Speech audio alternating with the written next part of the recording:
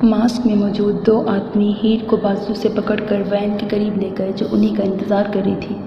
हीर ने अपना आप छुड़ाने की बेतहाशा कोशिश की मगर बदले में उसे सिर्फ नाकामी ही मिली। वैन में उसे धकेलने के बाद एक आदमी ने आगे बढ़कर उसके पाँव और हाथ को रस्सियों की मदद से बांधने लगा। हीर ने चीखना चिल्लाना चाहा मगर आंखों और मुंह पर पट्टी होने की वजह से वो ना कुछ बोल पा रही थी और ना ही देख। वैन इतनी तेज़ी से जा रही थी कि उसका वजूद बैलेंस ना होने की वजह से मुख्तलिफ जगहों से टकरा रहा था, जिसकी वजह से उसके जिस्म में दर्द की टीसें उठने लगी। जैसे ही कार की स्पीड थोड़ी नॉर्मल हुई तो उसने सुकून का सांस लिया और उसने साथ ही अपने सुनने की सलाहियत को इस्तेमाल करना चाहा ताकि पता तो चल सके वो इस वक्त किधर है, लेकिन उसे सिवाय गाड़ियों के शोर शराबे की कोई आवाज़ सुनाई नहीं दी। तो उसका दिल खौफ से तेज़ी से धड़कने लगा कि वो किडनैप हो गई है। या अल्लाह, आपने मेरी किस्मत में क्या लिखा हुआ है, हर दूसरी जगह किडनैप हो जाती हूँ। वो जहरीला बुड़बुड़ाई। तभी हसाम का ख्याल उसके जहन में आया तो उसकी आंखें नम होने लगी कि पता नहीं उसकी मदद के लिए टाइम से लोग आ गए होंगे या नहीं।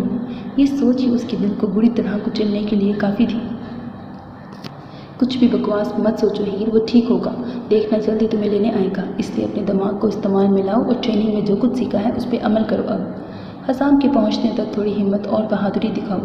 वो खुद को हौसला देने लगी। फिर उसने लंबा सांस खींचा और वापस से बाहर गुजरती चीज़ों पर फोकस करने लगी तो उसे दरख्तों के सरसराने की आवाज़ें सुनाई देने लगी, जिसका मतलब था अब वो लोग किसी जंगल में मौजूद हैं। कुछ देर बाद वैन रुकी तो एक आदमी ने उसके पाँव खोलकर बेदर्दी से उसे बाजू से पकड़ के बाहर निकाला। तो खौफ से उसकी सांसें बेतरतीब होने लगी, लेकिन उसने जल्द ही खुद पे काबू पाके उस आदमी को टांग मारनी चाहिए, लेकिन आंखों पर पट्टी होने की वजह से उसका निशाना ठीक से नहीं लगा। तो उसने एक बार फिर से कोशिश की। इस बार उसकी किक काफ़ी ज़ोर से उस आदमी की टांग पर लगी तो उसकी गिरफ्त हीर के बाजू पे हल्की हो गई, जिसका फ़ायदा उठाकर उसने जल्दी से अपनी आंखों से पट्टी नीचे की और उल्टी सीध भागना शुरू किया। लेकिन अभी वो 2 कदम ही भागी होगी कि वहाँ मौजूद 2 और आदमियों ने उसे कैच कर लिया, जिस पर वो उन्हें टांगें और थप्पड़ मारने लगी। लेकिन एक आदमी ने उसे पुश्त से काबू करके उसे ड्रग्स का इंजेक्शन लगा दिया, जिससे उसका सर चकराया और वो फ़ौरन ही बेहोश हो गई। पूरी जंगली है, आखिर रॉयल्स के साथ ताल्लुकात हैं, उन जैसी तो होगी ही ना। मुकम्मल बेहोश होने से पहले उसके कानों से ये मुख्तलिफ आवाज़ें टकराईं। एक लड़की, मैंने सिर्फ एक लड़की को लाने को कहा था और तुम लोग इस एक लड़की को बगैर ड्रग का इंजेक्शन लगाए मुझ तक नहीं ला सके। कहा नहीं था इसे ज़रा सी भी तकलीफ नहीं होनी चाहिए। हीर जो वापस से होश में आ रही थी, लेकिन सर भारी होने की वजह से उसकी आंखें नहीं खुल रही थी। उसके कानों से जानी पहचानी सी आवाज़ टकराई। हमें माफ़ कर दें सर, हमारे पास कोई और ऑप्शन नहीं थी। हमने बिल्कुल हल्की सी डोज दी है, मैम को बिल्कुल नुकसान नहीं होगा, वो जल्दी होश में आ जाएंगे। उनमें से एक आदमी ने सफाई दी। तुम जा सकते हो। आरून और कैरन, तुम दोनों यहाँ ही रुककर इसके दरवाजे की रखवाली करोगे, मैं 20 मिनट में वापस आया। वो उन्हें हुक्म देके वहाँ से चला गया। हीर ने ज़बरदस्ती अपनी आंखें खोली, लेकिन जैसे ही तेज़ रोशनी उसकी आंखों से टकराई तो वो उन्हें बंद कर गई। अब की बार उसने आहिस्ता आहिस्ता अपनी आंखें खोली तो इधर उधर अपनी निगाह दौड़ाई, जिससे उसे एहसास हुआ कि वो एक बहुत ही दिलकश कमरे में मौजूद है और इस वक्त वो क्वीन साइज़ के बेड पर लेटी हुई है। वो फुर्ती से बेड से उठकर विंडो की जानिब बढ़ी, लेकिन अचानक से उठने की वजह से उसका सर चकराया। मगर वो इस दर्द को नज़रअंदाज करके बाहर देखने लगी, जहाँ आसमान अभी भी तारीकी में डूबा हुआ था, मतलब अभी भी रात ही थी। उसकी निगाह जितनी दूर तक गई उसे सिर्फ लंबे और बड़े बड़े से दरख्त ही चांद की रोशनी में दिखाई दिए। उसी पल दरवाज़ा खोलकर कोई अंदर दाखिल हुआ तो हीर ने झटके से मुड़कर अपने किडनैपर को देखना चाहा, मगर सामने खड़े वजूद को देखकर उसे अपनी आंखों पर शुबा हुआ। हाय हीर, मुझे उम्मीद है तुम्हारा सफ़र बहुत अच्छा गुजरा होगा। जब वो उसके करीब आकर कहने लगा तो वो जल्दी से विंडो से हटकर उससे दूर हुई। हंटर, वो बेयकीनी से बोली। ये अभी तक उठ क्यों नहीं रहा? मुर्गिया बेगम ने तकलीफ से पूछा। हमसे जो कुछ हो सकता था हमने वो सब किया है मिसेस फरसान। कंधे की गोली का इतना कुछ ख़ास नहीं है, लेकिन सीने की गोली मिस्टर रॉयल के दिल के बिल्कुल करीब से गुजरी है। ऊपर से इनका काफ़ी ब्लड भी वेस्ट हो गया था, इसलिए फ़िलहाल तो इनका बच जाना ही बहुत बड़ा मुआवजा है। वैसे इनकी सर्जरी हम लोगों ने बगैर किसी दिक्कत के अच्छी तरह मुकम्मल कर ली है। अब इनके होश में आने की देर है, इंशाल्लाह जल्द आ जाएंगे। डॉक्टर ने उन्हें प्रोफेशनली जवाब दिया। और सर की चोट, उसे लेके आपको घबराने की ज़रूरत नहीं है, कोई गहरी चोट नहीं आई उसे वहाँ पे। मिसेस वजदान, आप हौसला रखें, आपका बेटा बहुत बहादुर है, जल्द ही अपने कदमों पे खड़ा होगा। डॉक्टर ने तहम्मुल से जवाब दिया। उसी पल यावर कमरे में आया जिसने डॉक्टर के साथ मिलकर सर्जरी की थी। हुरिया बेगम को ऐसे रोता देखकर वो सीधा उनकी जानिब बढ़ गया। भाभी, अभी आप खुद इतनी मुश्किल से ठीक हुई हैं, प्लीज़ टेंशन ना लें, हसाम जल्दी होश में आ जाएगा। वो हसाम के वजूद के साथ लगी मशीनों का मुआयना करते हुए बोलने लगा, जिस पे वो सब्र का घूंट भर के रह गई और हसाम का हाथ पकड़कर उसको चूमने लगी, क्योंकि हसाम को इस बिस्तर पर लेटे 2 दिन से ऊपर का वक्त हो चुका था और वो अभी तक होश में नहीं आया था। ये सोच सोच के ही उनका दिल फटे जा रहा था। इससे पहले यावर उनको मज़ीद कुछ कहता, दरवाज़ा खोल के वजदान साहब अंदर दाखिल हुए। हुरिया बेगम समझ गई थी कि आने वाला कौन है, लेकिन इसके बावजूद वो उनकी जानिब देखने की बजाय सिसकते हुए अपने बेटे के चेहरे को देखने लगी, जो पीला पड़ रहा था। अब कैसा है ये? कुछ फ़र्क नहीं पड़ा, मुझे नहीं समझ आ रहा, मैं क्या करूँ वजदान? वो आखिर में अपना चेहरा हाथों में छुपा के रोने लगी। प्लीज़ ऐसे कमज़ोर मत पड़ो, हमारा बेटा शेर है, तुम बस देखती जाओ, जल्द होश में आ जाएगा। वो उन्हें बाजू से पकड़कर उठाकर खुद के सीने से लगाते हुए बोली, हीर का कुछ पता नहीं है, हसाम को जैसे ही होश आएगा वो पहला सवाल उसी का करेगा। हम लोगों ने अभी तक कोई एक्शन क्यों नहीं लिया? 2 दिन गुजर गए हैं। अब की बार वो गुस्से और आंसुओं के मिले जुले तासुरात में बोली, तुम्हें हमारे कानून पता है, जब तक मुकम्मल प्लानिंग नहीं हो जाती हम एक्शन नहीं ले सकते। तुम क्या चाहती हो, हम बाकी मेंबर्स की जान को भी खतरे में डाल दें? जिस पे उन्होंने ना में सर हिलाया तो वो उन्हें बातों में ही लगा के रूम से बाहर ले गए ताकि वो मेडिसिन खा लें, क्योंकि ये बेशक वो ठीक हो गई थी, लेकिन उन्हें अभी भी डॉक्टर्स ने कुछ अद्वियात दी हुई थी जिन्हें लाजमी हर सूरत लेना था। अभी उन्हें रूम से बाहर निकले 20 मिनट ही हुए होंगे, उन तक हसाम के होश में आने की खबर आ गई। हुरिया बेगम उस वक्त नमाज़ पढ़ के दुआ मांग रही थी, जबकि वजदान साहब खबर सुनते ही फौरी उसके रूम की जानिब गए, लेकिन अंदर का माहौल देखकर उनके पाँव के नीचे से ज़मीन निकल गई, क्योंकि कमरा तहस नहस हुआ पड़ा था। जबकि यावर समेत 2 मज़ीद डॉक्टर्स हसाम को बेड पर ही ज़बरदस्ती लेटे रहने के लिए काबू कर रहे थे, मगर वह उनके कंट्रोल से बाहर होता जा रहा था। हसाम, रिलैक्स प्लीज़ बेटा, हुआ क्या है? उन्होंने जल्दी से खुद को संभाला और उनसे के दरमियान जगह बना के अपने बेटे की तरफ देखते हुए बोले, जिसकी रंगत पीली जर्द हुई थी, जबकि आंखों के नीचे डार्क सर्कल्स थे। कैसे रिलैक्स हो जाऊँ? यहाँ हीर नहीं है, मुझे उसके पास जाना है बाबा, प्लीज़ समझाएं इन्हें। इससे पहले नर्स उसे बेहोशी का इंजेक्शन लगाती, वो डॉक्टर से अपना बाजू छुड़वा के उस इंजेक्शन को दूर फेंकते हुए दाड़ा, तुम्हें आराम की नहीं ज़रूरत मुझे किसी चीज़ की, समझ नहीं आ रहा, हीर नहीं है यहाँ। वो उनकी आवाज़ काटते हुए दीवानावार चिल्लाया, जबकि मुसलसल खून बहने की वजह से उसके जिस्म में काफ़ी कमज़ोरी हो गई थी। ये भी वजह थी कि वो इतनी कोशिश के बावजूद अपना आप नहीं छुड़ा पा रहा था। ज़रूरत है हसाम, तुम मरते मरते बचे हो, गोली तुम्हारे दिल के करीब से गुजरी है। वो डॉक्टर को पीछे करके उसका हाथ थामते हुए बोले, जहाँ से वो ड्रिप्स निकाल चुका था। हाँ, तो ऐसी ज़िंदगी से अच्छा जाना दिल में ही लग जाती।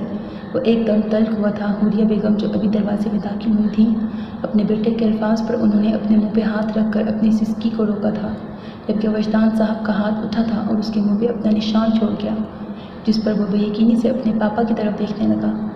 तुम कहीं नहीं जा रहे और मैं देखता हूँ तुम यहाँ से कैसे निकलते हो, उन्होंने कहकर यावर को इंजेक्शन लगाने का इशारा किया। आप मेरे साथ ऐसा नहीं कर सकते, अगर हीर की जगह मामा और मेरी जगह आप होते तब भी आप यही करते। वो एकदम हलक के बल चिल्लाया, हाँ मैं यही करता, मैं ऐसी सिचुएशन में अपने भाइयों पे भरोसा रखता। बुलशिट डैड, आप मेरे मुंह पे झूठ बोल रहे हैं। अभी वो बोल ही रहा था कि यावर ने उसे इंजेक्शन लगा दिया। इनफ हसाम, क्या वो इतनी ज़रूरी है कि तुम अपने बाप से बदतमीज़ी करो? वो भी गुस्से से गुर्राए, वो आम नहीं है, इश्क है आपके बेटे का, बीवी है वो मेरी। उसका सर हल्का हल्का चकराने लगा, उसके बावजूद वो सुर्ख होती आंखों से उन्हें देखते हुए बोला, और इंजेक्शन का असर उस पर होने लगा तो वो वापस से नींद की वादी में उतर गया। बीवी?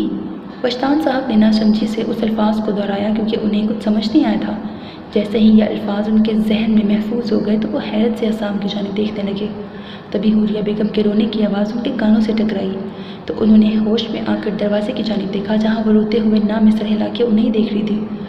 वजदान साहब ने फौरी भाग कर उन तक पहुँचना चाहा, लेकिन वो उनसे दूर हो गए, उन लोगों के दरमियान फासला बना गई, जिस पे उन्होंने तकलीफ से अपनी जान से ज़्यादा अजीज़ बेगम की तरफ देखा। हुरिया, बस मैंने कहा था ना, वो होश में आते ही हीर का पूछेगा, देखा आपने मेरे बेटे को तड़पते? अगर मेरे बेटे को कुछ हुआ तो मैं कभी आपको माफ़ नहीं करूँगी वजदान, कभी भी नहीं।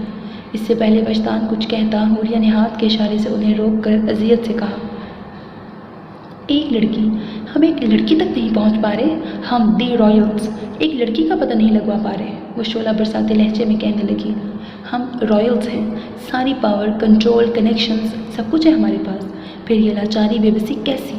अभी तक हमारे पास कोई सुराग क्यों नहीं है? वो इतने गुस्से से दहाड़ी कि आसपास जितने भी लोग गुजर रहे थे खौफ से उनके वजूद को देखते कपकपाए, जबकि वजदान साहब अपने बालों में हाथ फेरने लगे। हाथ पर यूं हाथ धरे रखने से पहले इस कमरे की हालत देख लेना, आपकी ये नाअहली आपके बेटे की ज़िंदगी के साथ न खेल जाए। वो आखिर में उनकी तवज्जो रूम की जानिब करती हुई बोली, जहाँ चीज़ें अभी भी टूटी फूटी पड़ी थी। हम लोग हाथ पे हाथ धरे नहीं बैठे, जिन्होंने अटैक करवाया है उनका नामो निशान भी नहीं है, और तुम जानती हो हमारे कितने दुश्मन हैं। बगैर किसी पुख्ता सबूत के हम किसी पर भी धावा नहीं बोल सकते तुम्हें, क्योंकि इसका नुकसान हमारे साथ साथ हमारे बच्चों को भी हो सकता है, जिसका रिस्क हम लोग नहीं उठा सकते। हम नैना की कॉल का वेट कर रहे हैं जो हेडमास्टर पर टॉर्चर कर रही है, मगर वो इतना ढीठ हड्डी है कि कुछ बोल ही नहीं रहा। इसलिए नैना ने आज उस पर कुछ उसके स्टाइल वाला टॉर्चर अपनाने का सोचा है जो हमारे कवानीन के खिलाफ है। वजदान साहब की बात पर अगर सामने हुरिया बेगम के अलावा कोई और खड़ा होता, यकीनन नैना के स्टाइल पर होने वाला टॉर्चर पर जुर्जरी ले लेता, मगर वो तो हुरिया थी जिनके लिए ये कोई बड़ी बात नहीं थी। इसके अलावा हमने अपने प्रोफेशनल्स से भी रब्ता, अभी वो बता ही रहे थे कि साइम हाँफता हुआ उन तक पहुंचा। मेरा ख्याल है सर, हम लोग मिस हीर की करंट लोकेशन को ट्रैक करने में कामयाब हो गए हैं। बगैर कुछ कहे वजदान साहब हॉस्पिटल से बाहर जाने की कोशिश करने लगे। मैं भी आपके साथ जाऊंगी।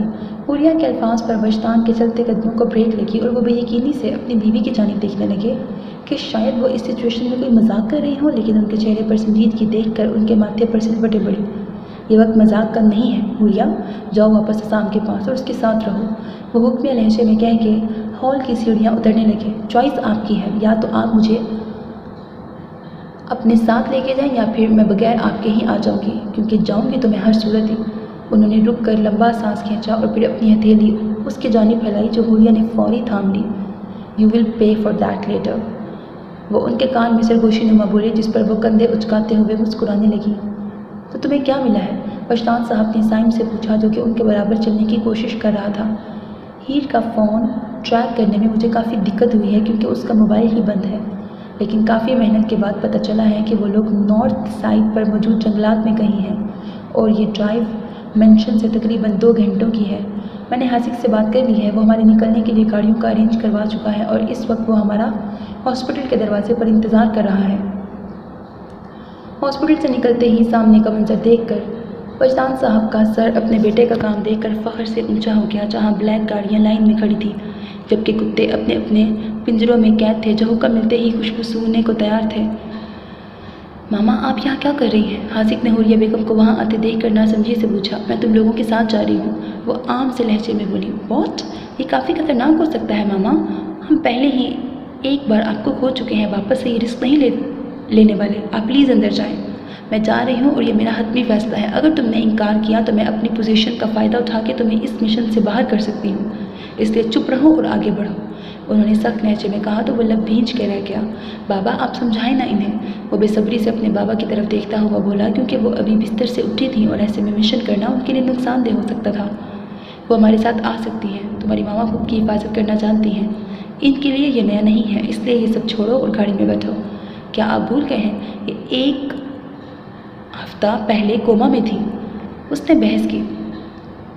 Stop this nonsense Hazik, I gave my orders and that's final. उन्होंने सर्द लहजे में कह के अपने आदमियों की जानिब देखा।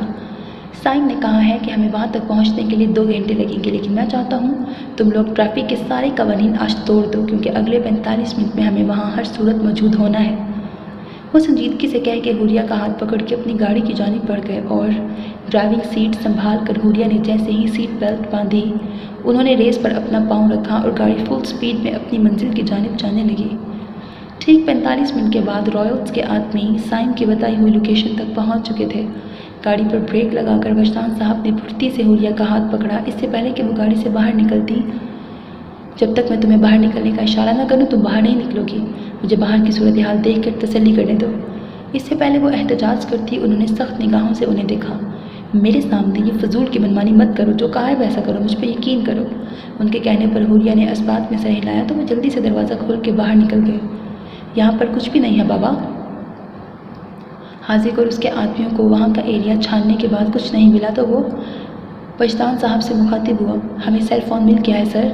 ब्लैक सूट में मलबूस आदमी भागता हुआ उनके करीब आके बोला तो वजदान साहब ने अपने चेहरे पे हाथ फेरा। कहाँ से मिला है ये तो वहाँ पास से ही मिला है, लेकिन इसके आसपास सिर्फ जंगलात हैं, कोई रिहाइश नहीं है।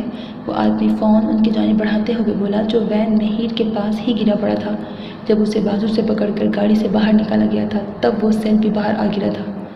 मतलब वो लोग हीर को कहीं और ले गए हैं। अभी वो बोल ही रहे थे कि वहाँ अंधेरी रात में यके बाद दीगरे कई गोलियों के चलने की आवाज़ें सुनाई दी। हम लोग अंडर अटैक हैं, फौरी खुद को कवर करो। उन्होंने ऊंची आवाज़ में सबको वार्न किया और जल्दी से अपना पिस्टल निकाल के अपनी गाड़ी से काफ़ी फासले पर दरख्त के पीछे हो गए। कुछ लम्हे पहले जहाँ खामोशी थी अब वहाँ दिल दहला देने वाली फायरिंग की आवाज़ें गूंज रही थीं। वजदान साहब कैसे भी करके हुरिया के पास पहुँचना चाह रहे थे, जहाँ वो उसे गाड़ी में ही 3 गार्ड्स के पास छोड़ आए थे। उन्होंने आहिस्ता आहिस्ता वापसी के लिए अपने कदम बढ़ाए। उनकी निगाह गाड़ी की जानिब गई जहाँ उसके पास खड़ा एक गार्ड ज़मीन बोस हो चुका था और हर तरफ से गोलियों की बरसात हो रही थी। वो जानते थे वहाँ पहुँचने तक उन्हें गोली लग सकती है, लेकिन वो परवाह किए बगैर गाड़ी की जानिब ज़िग-ज़ैग की तरह भागे। वो खुशकिस्मती से गाड़ी तक सही सलामत पहुँचने में कामयाब हो गए। अभी वो दरवाज़ा खोलने ही लगे थे कि उन्होंने अपनी पुश्त पर मेटल की किसी चीज़ का दबाव बढ़ता महसूस किया। वेल ये मशहूर तरीन वजदान रॉयल नहीं है क्या? किसी आदमी की तंजिया आवाज़ उनके समातों से टकराई। उन्होंने पलटना चाहा मगर वो पिस्टल का मज़ीद दबाव उनकी कमर पर डाल गया।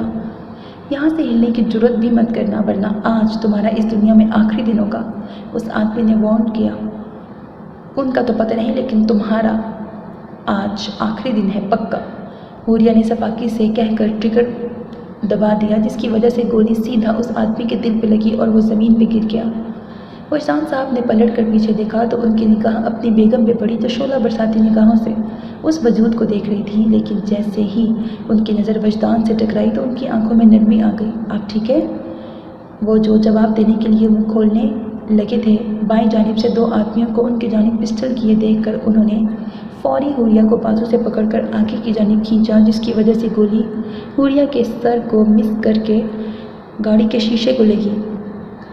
लेकिन उन्होंने ध्यान दिए बगैर फौरी उन दोनों आदमियों के सरों पर निशाना बांधकर बारी बारी गोली चलाकर जल्दी से गाड़ी का दरवाज़ा खोल के हुरिया को अंदर की जानिब धकेलना चाहा, मगर वो उनका सर नीचे की जानिब करके बाएं जानिब गोली चला गई, जहां से एक आदमी उन लोगों पर निशाना बांधने वाला था।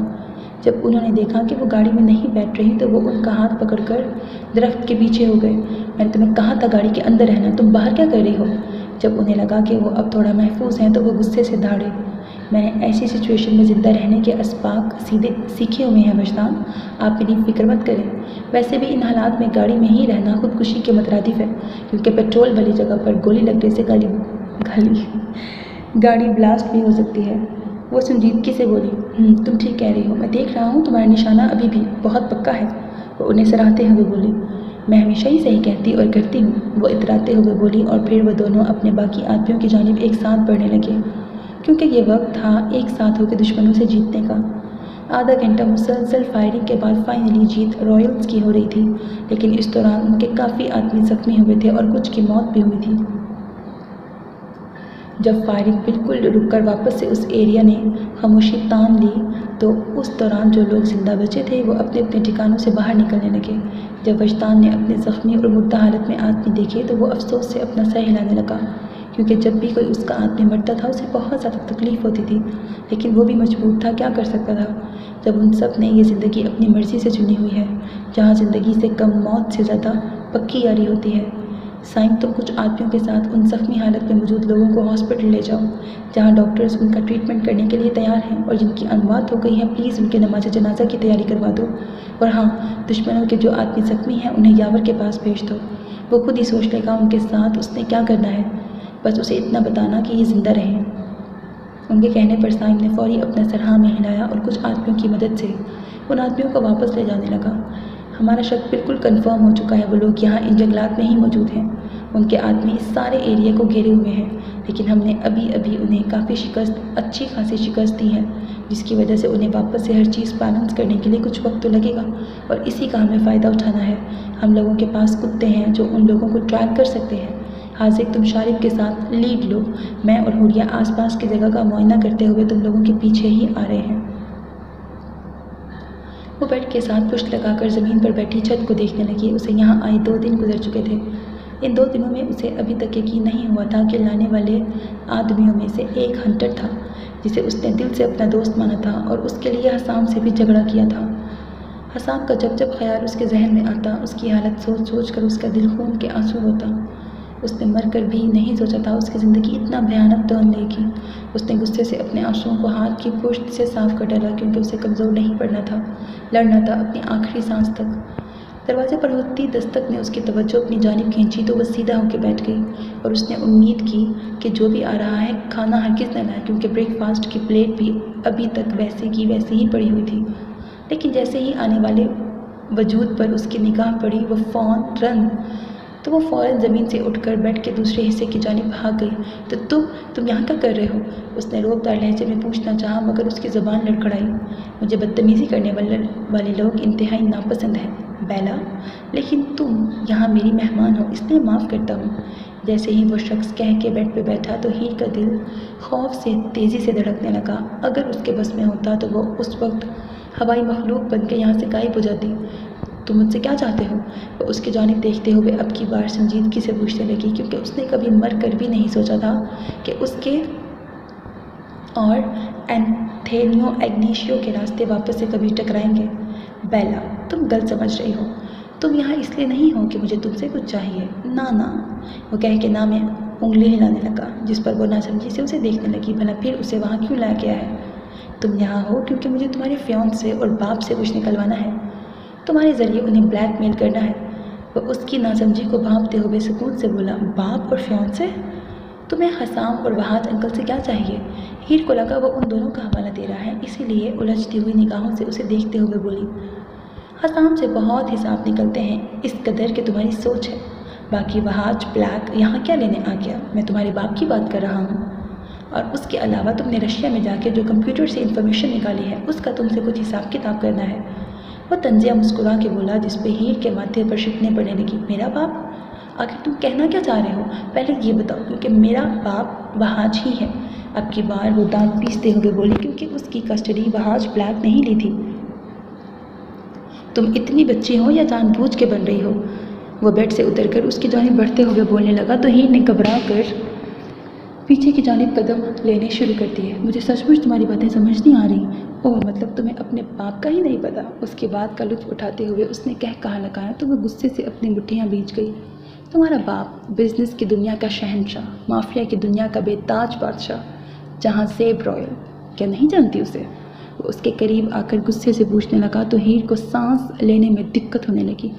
JR, जहाँ ज़ेब रॉयल, बॉस, माफिया, ये अल्फाज उसके जहन में थोड़ी की मानंद गूंजने लगे। नहीं, ये झूठ है। वो हलक के बल चिल्लाई। इससे पहले वो कुछ कहता एक आदमी दरवाजे पर दस्तक देकर फौरी अंदर दाखिल हुआ। सर, रॉयल्स यहाँ पहुँच चुके हैं। उन्होंने हमारी काफ़ी तादाद में आदमियों को मार गिराया है। वो कुछ ही देर में यहाँ मौजूद होंगे। उस आदमी ने जल्दी से इन्फॉर्म किया। बास्टर्ड्स, मुझे भी इस वक्त का बहुत शिद्दत से इंतज़ार है जब उनसे सामना होगा। फ़िलहाल इस कीमती चीज़ को कहीं और छुपाना होगा क्योंकि इतनी आसानी से उन्हें ये वापस लुटाने वाला नहीं हूँ। वह नफ़रत से कहकर हीर का बाजू दबोच कर कमरे से निकल गया, जबकि वो ट्रांस किसी कैफियत में उसके साथ चलने लगी। तुम्हें गलतफहमी हुई होगी, जहाँ ज़ेब रॉयल मेरा बाप नहीं है। वो खोई सी बोली। शट अप हीर, अब बेवकूफ़ बनाना बंद भी करो। मैं तुम्हारे बारे में सब जानता हूँ। क्या तुम्हारे वालिद का नाम जहाँ ज़ेब नहीं है? वो उसे खींच कर ले जाते हुए गुस्से से बोला। लेकिन वो जहाँ ज़ेब रॉयल नहीं था। उसने भी एक लफ्ज़ चबा के कहा, ओह शट द हेल अप। ये रॉयल्स का लफ्ज़ उन्हें बिजनेस की दुनिया में शहंशाह होने की वजह से मिला है। वो जहाँ कदम रखता है लोग उस जगह को भी चूमते हैं। यही वजह है दुनिया उन्हें रॉयल्स कहती है।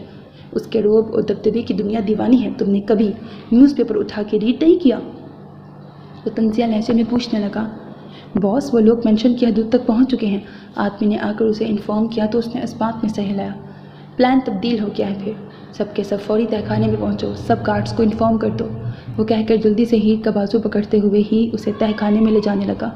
वो मेंशन रॉयल्स के मेंशन की निस्बत छोटा था, इसीलिए वो लोग जल्दी ही तहखाने में पहुंचने में कामयाब हो चुके थे।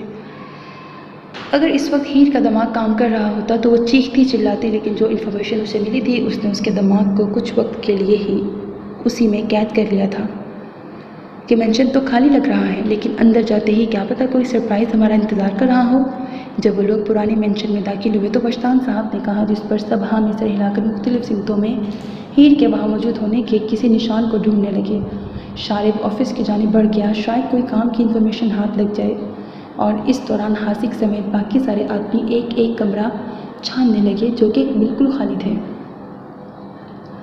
जब उन्हें आखिरी कमरे से भी मायूसी का ही सामना करना पड़ा तो हासिक ने अपना हाथ जोर से दीवार पर दे मारा। डैम इट, लगता है हम गलत जगह आ गए हैं। नहीं, हम लोग सही जगह पहुंचे हैं, बस थोड़ा लेट हो गए हैं। हुरिया बेगम ने कैचर सामने करते हुए कहा, जो कि हीर की थी। अगर वो इन्फॉर्मेशन मिलने के बाद निकले हैं तो ज़्यादा दूर नहीं गए होंगे, हमें उनका पीछा करना चाहिए। बशतान साहब ने फौरी कहा, क्या पता अगर ये एक जाल हुआ तो। हासिक मशकूक लहजे में बोला। इससे पहले बशतान साहब कुछ कहते शारिब उनकी जानिब बढ़ा। इस सब के पीछे एंथोनियो इग्नाशियो है, वो जो ऑफिस छान के आ रहा था उसने बताया। पक्की बात है? ऑफ कोर्स सर, मतलब टाइम टू वॉर। लगता है इग्नाशियो भूल गए हैं आखिर रॉयल्स क्या चीज़ है, याद दिलाना तो बनता है। बशतान साहब ने कहा तो सब अस्पात में सर हिला के मेंशन से बाहर निकल गए। हसाम को होश आया है? बशतान साहब जो अभी अभी वापस आए थे, हुरिया की निगाह जैसे ही सीढ़ियाँ उतरते यावर से टकराई तो उसकी जानिब बढ़ते हुए बेताबी से पूछने लगी। नहीं, अभी तक नहीं, लेकिन वो किसी भी लम्हे होश में आता ही होगा। यावर ने जब इनकार के लफ्ज़ पर उनका चेहरा उतरते हुए देखा तो फौरी आखिरी लाइन बोला, जिस पर हुरिया के चेहरे पे मुस्कुराहट बिखर गई और वो हाँ में सर हिलाकर हसाम के कमरे की जानिब चल पड़ी। हसाम को जैसे ही होश आता है प्लीज़ मुझे इन्फॉर्म करना, क्योंकि वो इस टाइम किसी ज़ख्मी शेर से कम नहीं है जो हर किसी के काबू में नहीं आएगा। मैं उसे खुद हैंडल करूँगा और इस वक्त मैं हासिक और बहाज के साथ अपने ऑफिस में हूँ। बशतान साहब संजीदगी से कह के चले गए तो यावर भी हसाम को चेक करने चला गया। बशतान साहब जैसे ही अपने ऑफिस में दाखिल हुए उनकी नज़र बहाज पे ठहरी, जो कि सोफे पर परेशानी से बैठे हुए थे। उनकी जानिब सर हिलाकर वो अपनी चेयर पर जा बैठे। जब से हीर किडनैप हुई है आयमा का रो रो के बुरा हाल है, वो वापस से टूट रही है बशतान, और मैं नहीं चाहता कि हिस्ट्री खुद को वापस से दोहराए। बहाज के तल्ख अल्फाज पर बशतान साहब समझ गए थे कि उनका दोस्त किस हिस्ट्री का हवाला दे रहा है, क्योंकि उसी तरह के ही एक हादसे में उन्होंने अपनी बेटी को खोया था। नहीं बहाज, तारीख वापस से नहीं दोहराई जाएगी। मैं उन कुत्तों को हरगिज़ इजाज़त नहीं देता कि वो मेरे बेटे और दोस्त की फैमिली की खुशियों को उजाड़ें। अगर हीर तुम्हारी बेटी है तो मेरी बहू है, मेरे घर की इज्जत और सबसे बढ़कर हसाम की मोहब्बत। हम लोग एक पल के लिए उन पर तरस खा भी लें, लेकिन हसाम मर जाएगा, मगर वो उन सबको तबाह किए बगैर सुकून से बैठेगा नहीं। बशतान के अल्फाज पर बहाश ने अस्पात में सर ज़रूर हिलाया, लेकिन अपना जज्बा जुनून दिखाने से पीछे वो भी नहीं हटे। इसलिए सर्द आवाज़ में बोले, उन जैसे लोगों पर तरस खाना भी गुनाह है। ये गलती हम भी कुछ सेकंड्स के लिए भी नहीं करेंगे, उनको बर्बाद होना ही होगा। तुम फिक्र मत करो, सब तबाह होगा। बशतान साहब ने उन्हें यकीन दिलाया। तो हम लोग क्या करने वाले हैं? मेरे पास एक प्लान है, देखो ये वर्क करता है या नहीं। उन्होंने कहकर लैपटॉप पर टाइपिंग स्टार्ट कर दी। बॉस किधर हैं? जब से हीर किडनैप हुई है उनका नामो निशान नहीं मिल रहा। बहाज के पूछने पर बशतान ने कंधे उचकाए जैसे इशारा किया हो कि वो भी नहीं जानते। हीर की आंखें धीरे धीरे खुलने लगी,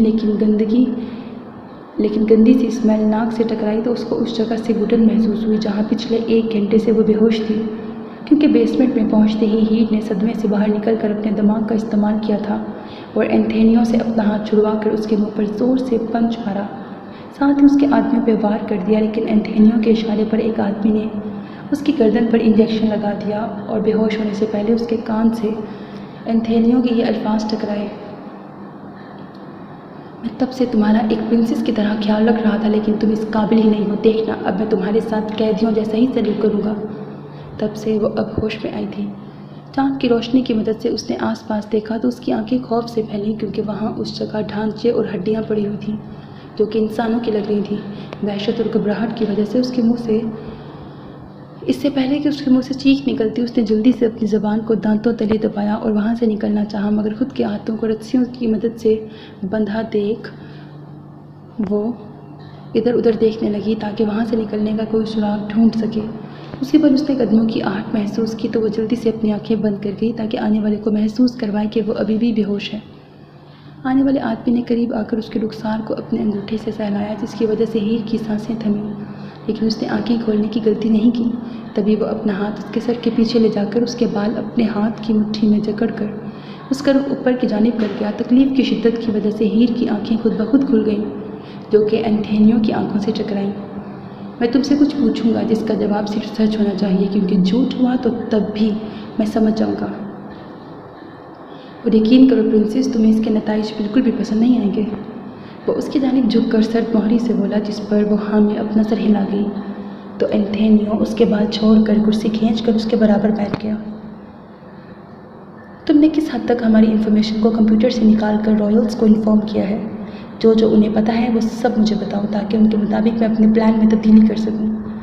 उसके पूछने पर हीर के चेहरे पर इस्तेहज़ाया मुस्कुराहट बिखरी। मैं तुम्हें कुछ भी नहीं बताऊंगी, क्योंकि गद्दारी मेरी रगों में शामिल नहीं है, वो पुरअज़्म लहजे में बोली, जिस पर एंथोनियो का कहकहा हवा में गूंजा। पापा की प्रिंसेस उन्हें धोखा नहीं देगी, फ्यूचर में माफिया की लीडर बनेगी, वो तंज़िया लहजे में बोला। तो हीर ने नफरत से उसकी जानिब देखा। पहली बात, वो मेरा बाप नहीं है। दूसरी बात, धोखा देना मुझे आता नहीं। तीसरी बात, जो मोहब्बतों में रहने वाले लोग हों उन्हें नफरतों में राज करना नहीं आता। वो आग बगोला होते हुए बोली, जिस पर वो मुस्कुराने लगा। तो हीर का बस नहीं चल रहा था वो उसका मुंह नोच ले। तुम अच्छी तकरीर कर लेती हो। बाप माफिया का बादशाह और बेटी पुरखलूस मोहब्बत की बातें करती हैं। वाह, व्हाट अ कॉम्बिनेशन। वो हाथों से तालियां बजाते हुए बोला।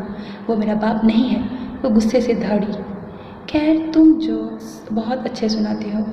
मेरे पास वक्त होता तो मैं लास्ट में तुम्हारे पास बैठकर सारे सुनता, लेकिन अफसोस वो है नहीं। तुम मुझे इन्फॉर्मेशन बता रही हो या नहीं? वो हतमी लहजे में बोला, जिस पर हीर ने चैलेंज करती निगाहों से उसे देखते हुए ना में सर हिलाया। मैंने तुमसे बहुत अच्छे से पूछा था। खैर, अच्छाई तुम रॉयल्स को हजम नहीं होती, इसलिए अब आगे जो होगा उसकी ज़िम्मेदार मैं नहीं हूँ। वो कहकर कुर्सी से उठ गया। वैसे मोहब्बतों में रहने के आदी लोग दहशतगर्दों का साथ नहीं दिया करते। खैर, जैसा बाप वैसी औलाद। वो मज़ीद बोला तो हीर को लगा जैसे उसका वजूद कोयलों की ज़द में आ गया हो। तो तुम खुद क्या हो? अपने गिरेबान में झांक कर दूसरों को बात करो। तुम्हें बताकर मैं कौन सा नेक काम करूँगी? वो शोला बरसाती निगाहों से उसकी पुश्त को घूरते हुए बोली, जो कमरे से निकल रहा था।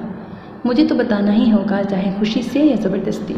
वो जहरीली मुस्कुराहट अपने चेहरे पर सजाते हुए बोला और वहाँ से चला गया।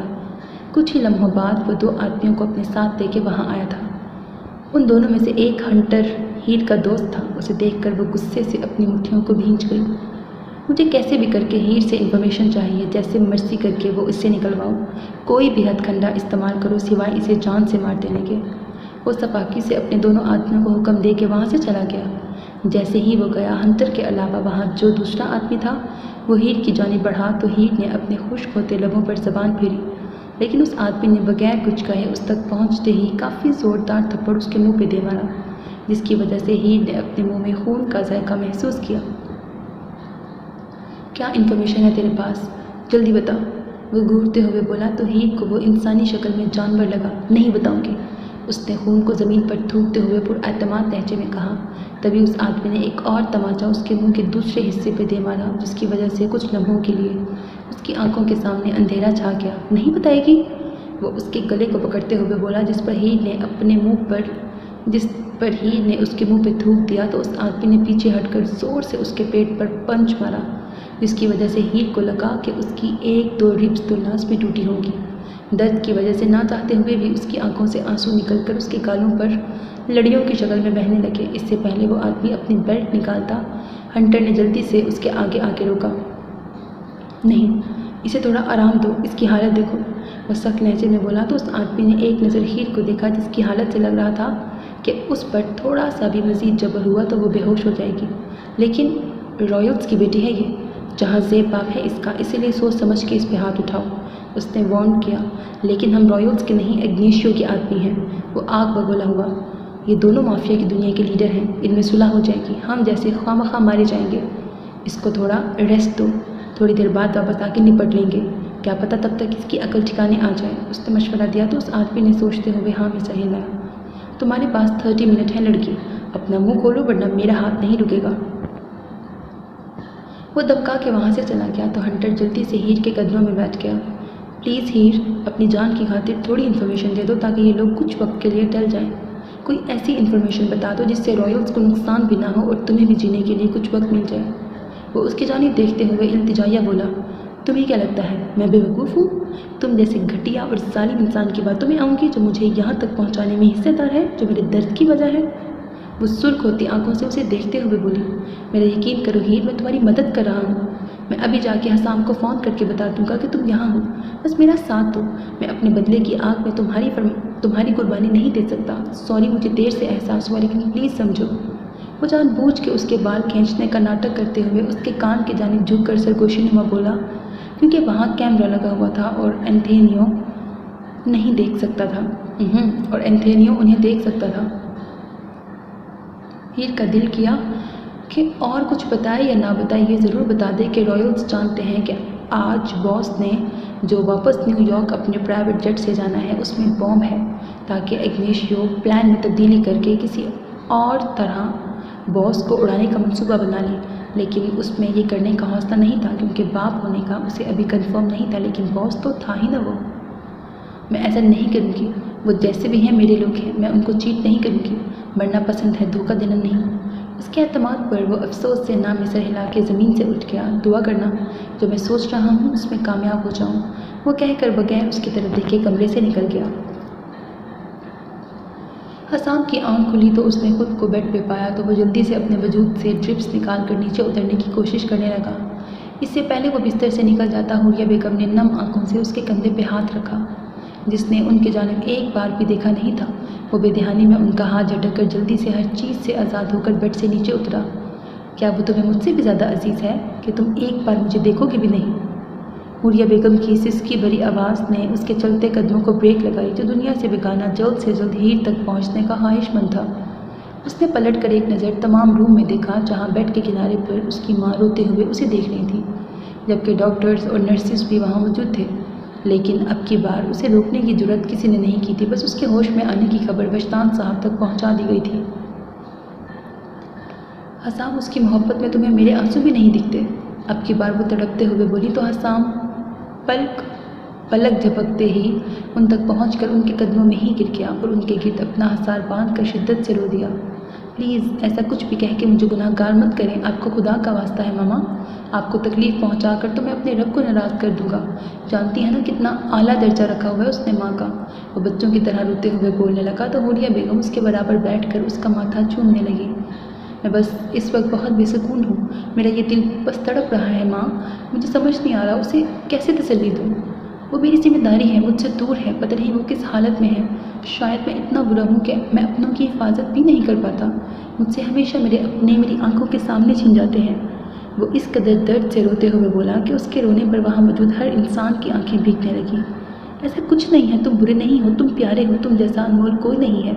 हुरिया बेगम ने उसके गिर्द अपना हसार तंग करते हुए कहा। हाँ हसाम, वो जल्दी तुम्हारे पास होगी, आई प्रॉमिस, ऐसे मत कहो।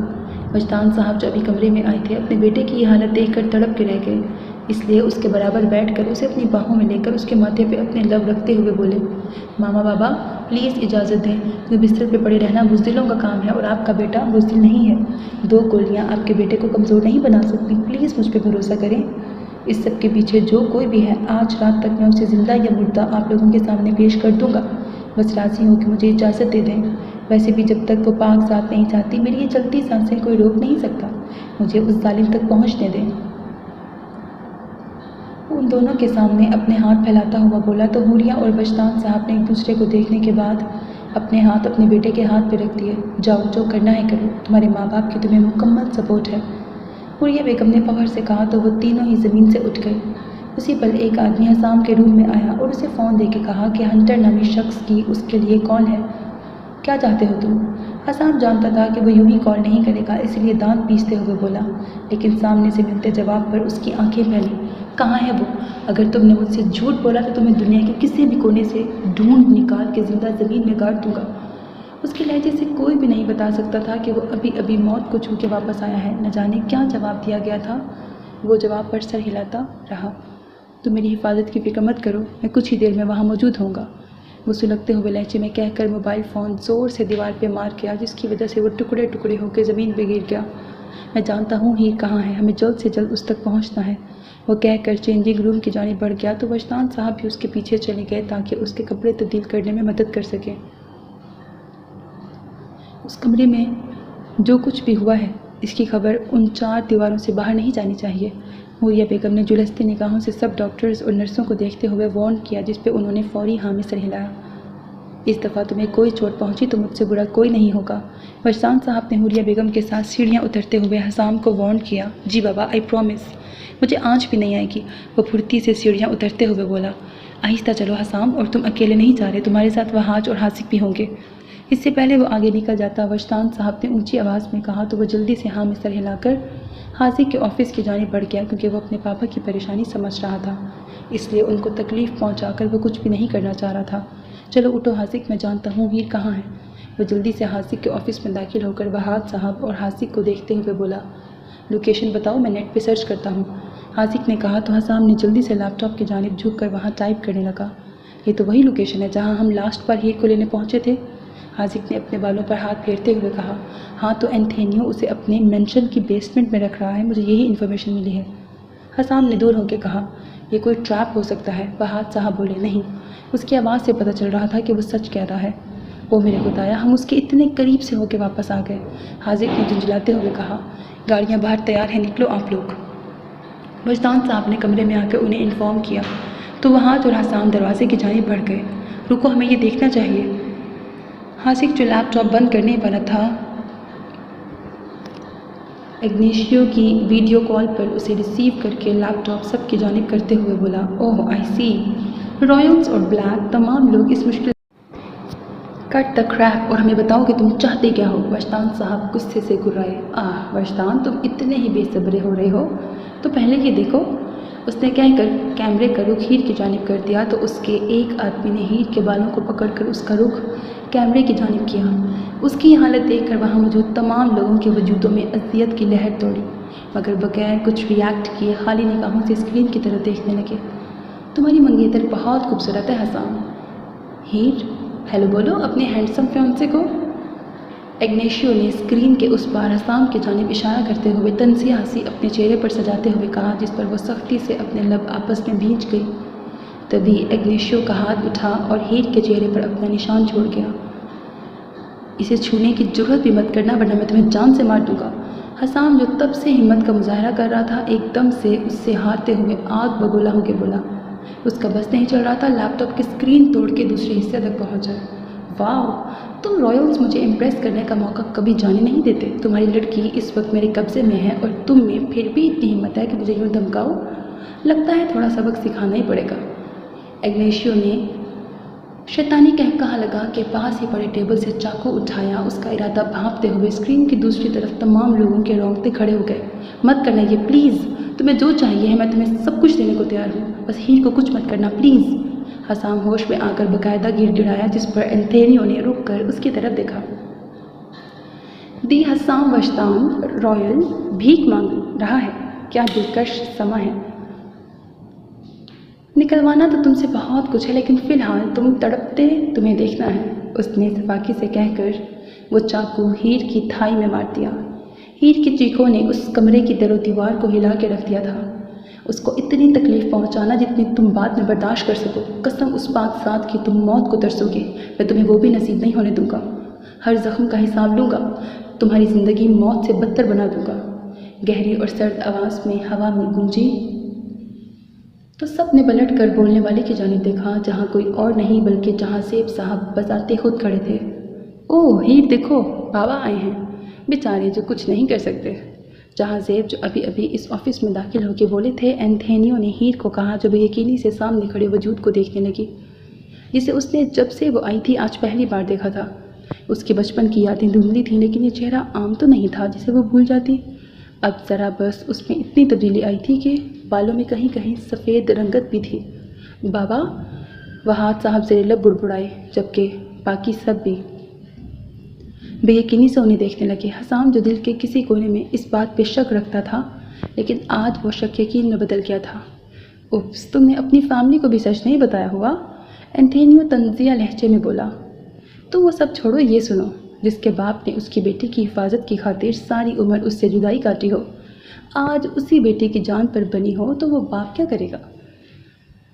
उन्होंने बहुत सुकून से पूछा, लेकिन उनकी आंखों में एक तूफान सा उठ रहा था जिसकी लपेट में सब कुछ बहुत जल्द आने वाला था। क्या? कुछ भी नहीं।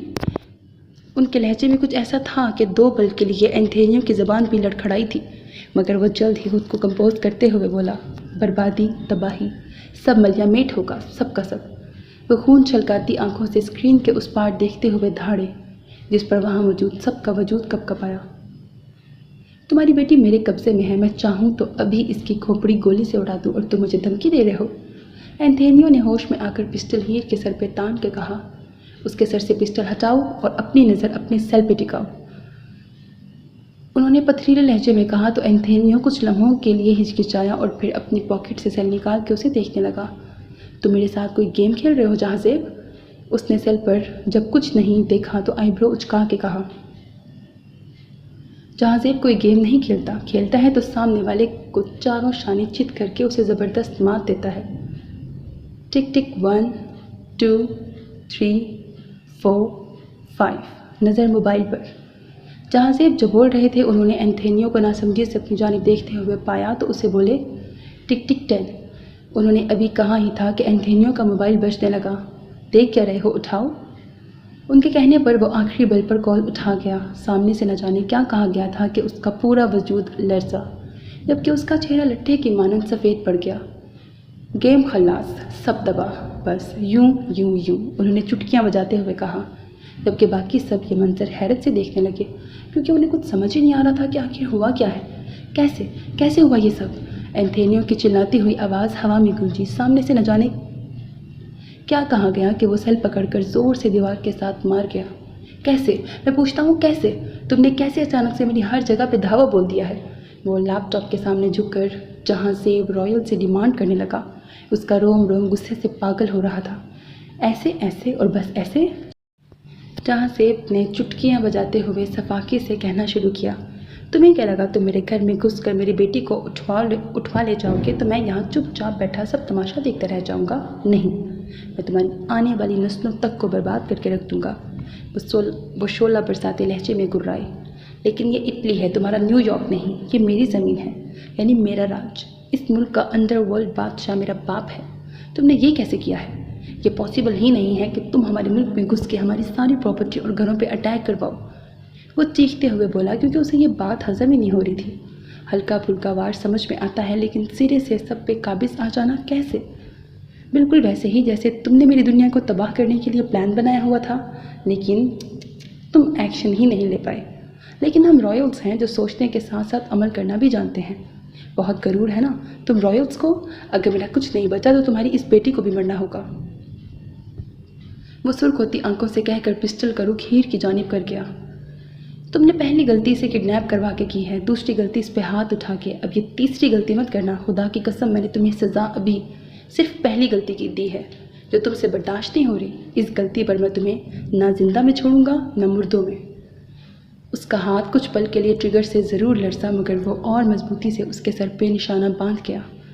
5 मिनट में मेरे लोग तुम्हारे इस मेंशन में पहुंचने वाले हैं। तुम यहाँ फजूल की हाँकते रहोगे या जाके अपनी फैमिली को भी बचाओगे, या मौत का खौफ यहाँ से हिलने नहीं दे रहा, जो यहाँ भी खैर सिर्फ 5 मिनट की दूरी पर है।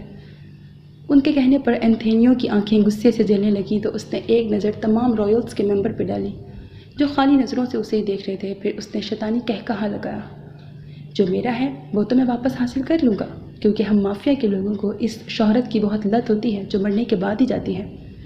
हीर का खून बहुत ज़ाया हो रहा है। मेरा नहीं ख्याल तुम्हारे आदमी पहुँचने तक ये खुद की सांसों को चलता रख पाएगी।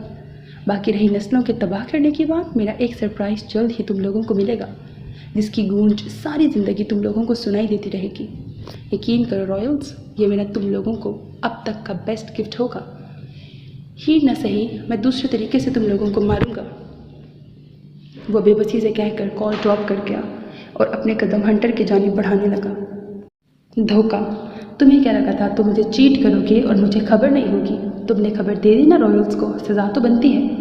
इससे पहले वो कुछ कह पाता, एंथोनियो के पिस्टल से गोली निकली जो सीधा जाके हंटर के पेट में लगी। तो उसकी अजियत और दर्द भरी तकलीफ़ों ने वहाँ खड़े लोगों की रूहों तक को झंझोड़ के रख दिया। हीर ने अपने कानों को उस वहशत से बचाने के लिए अपने कानों में उंगली डाली और उसकी आंखों से आंसू निकलकर उसके गालों पर गिरने लगे।